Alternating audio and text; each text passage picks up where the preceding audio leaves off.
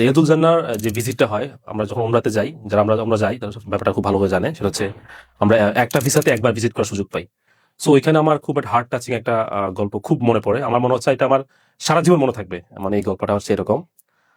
সঙ্গত কারণে আমি ওনার নামটা বলছি না, যার সাথে আমার এই গল্পটা রিলেটেড। তো আমরা যেহেতু এজ এ টিম লিডার হিসেবে গিয়েছিলাম আমি, তো আমার যে টিমটা ছিল পুরো টিমটা নিয়ে আমরা রিয়াদুল জান্নায় গিয়েছি। তো ওইখানে আপনার সবাই জানেন একটা ওয়েটিং জোন আছে, সবাইকে ওয়েট করায়, একটা স্লট যায় আর একটা স্লট আসে। আমরা ওয়েটিং জন্য ওয়েট করতেছি। So in the mean time আমার সাথে যে যার গল্পটা আমি নামটা বলতে পারি, এটা এটা আমাদের শিবলি মেহেদি ভাই আমার সাথে গিয়েছিলেন। তো শিবলি মেহেদি ভাই বসেছিলেন আমার পাশে। তো সাধারণত সবাই জানেন যে জুতো র্যাপিং করে রাখতে হয়, মানে এটা পলিথিন দেয় রেল জানা ঢোকার আগে। তো আমরা সবাই জুতোগুলো র্যাপিং করে সামনে সামনে রাখলাম আর কি। তো শিবলি মেহেদি ভাই আমার সাথে গল্প করতেছিলেন, বিভিন্নভাবে কথা বলতেছিলেন। তো ইন দ্য মিন টাইম আমাদের অন্য এক হাজি শিবলি মেহেদি ভাইকে ডাকছিলেন আর কি কোনো একটা কারণে। তো উনি ওইখানে গিয়েছে। তো 4-5 মিনিট ওয়েট করলো। তো ইন দ্য মিন টাইম যে একটা স্লট শেষ হয়ে যাওয়ার পর যে আরেকটা স্লট শুরু হয়, ওই সময়টা চলে আসছে।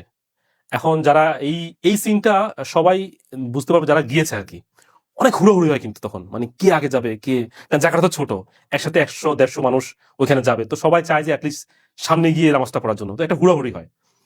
তো সম্ভবত সবাই হুড়োহুড়ি করে দৌড়ে চলে যাচ্ছে। তো শিবলি মেহেদি ভাইও যাবেন, আমি বসলাম শিবলি মেহেদির পাশে। তো শিবলি মেহেদি ভাই যে জুতোটা আছে, জুতোটা নেওয়ার জন্য উনি আমার পাশে আসছেন।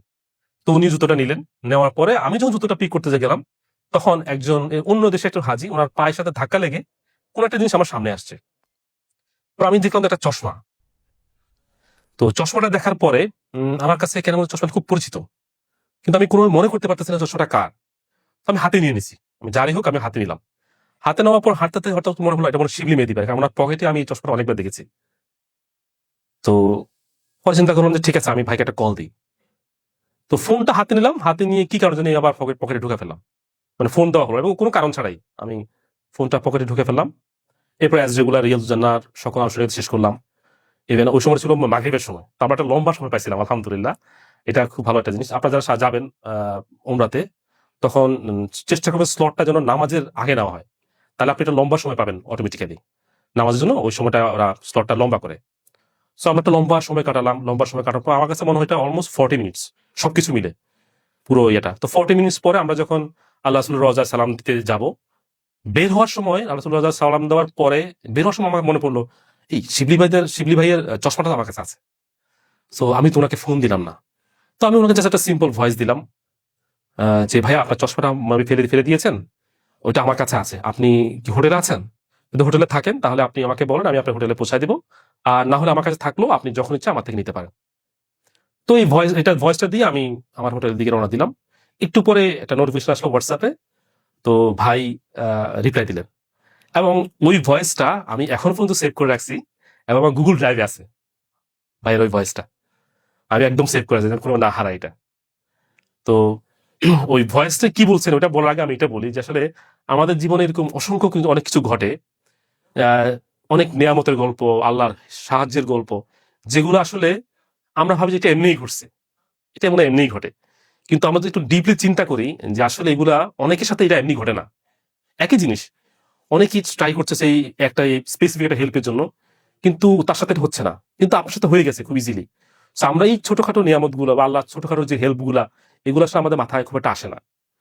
তো সচরাচর আমার মাথায় যে আসছে ব্যাপারটা এমন না, কিন্তু ওই ঘটনার পরে আমি এগুলা ফিল করতে পারি। তো উনি আমাকে একটা ভয়েস মেসেজ দিল। ভয়েস মেসেজটা হচ্ছে যে এরকম যে, সাব্বির ভাই আমি আপনার ভয়েসটা শুনে আমি সিজদায় পড়ে গেলাম।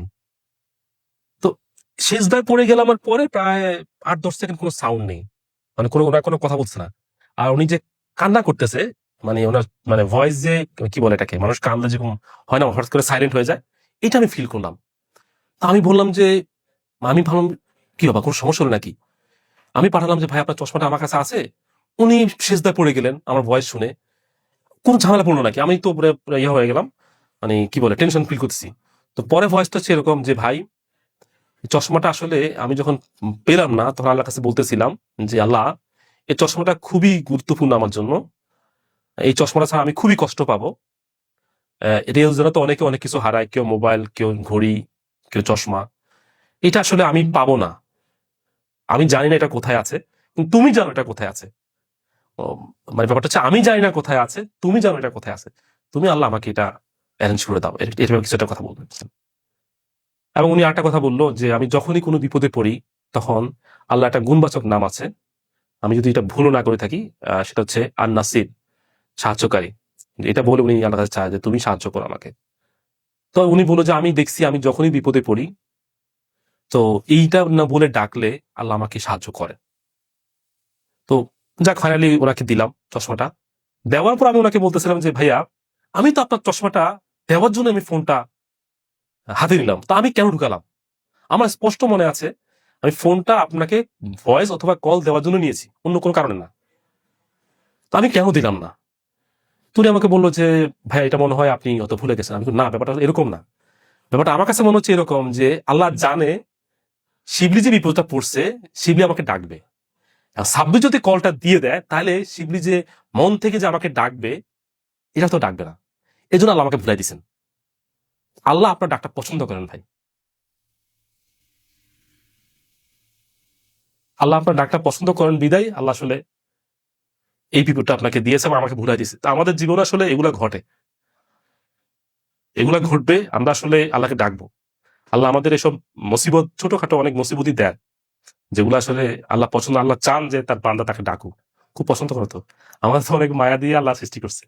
তো এই ছোটখাটো ব্যাপারগুলো যদি আমরা ইয়া করতে পারি, উপলব্ধি করতে পারি, তাহলে আল্লাহ প্রতি শুকর হওয়ার যে ব্যাপারটা, থ্যাঙ্কসফুল হওয়ার যে ব্যাপারটা, এগুলো খুব, এই জিনিসটা আমার সারা জীবন মনে থাকবে।